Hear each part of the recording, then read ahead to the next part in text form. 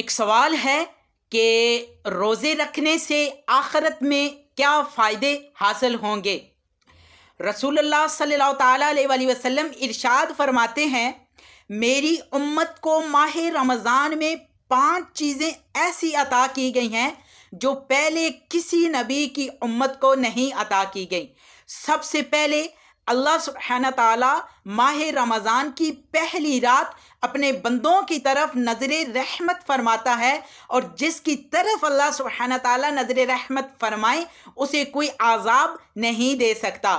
Number 2، شام کے وقت روزہ دار کے منہ سے جو خوشبو آتی ہے، جسے ہم بو کہتے ہیں، وہ اللہ سبحانہ تعالیٰ کو مشک کی خوشبو سے بھی زیادہ پسند ہے۔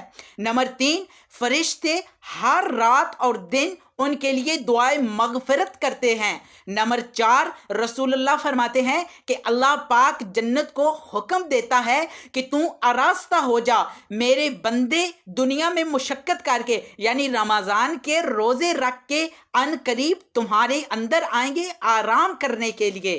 اور آخری 5واں جو ہے، رسول اللہ صلی اللہ علیہ وسلم ارشاد فرماتے ہیں کہ رمضان المبارک کی آخری رات اللہ سبحانہ تعالیٰ اپنے بندوں کے اپنی رحمت سے، اپنے فضل سے پچھلے سارے گناہ معاف فرما دیتے ہیں۔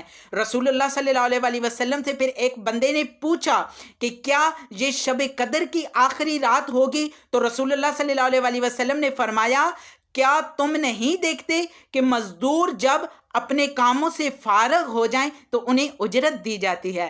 اللہ سبحانہ تعالیٰ ہمیں ماہ رمضان المبارک کے روزے رکھ کے یہ فائدے خوب حاصل کرنے کی توفیق عطا فرمائے۔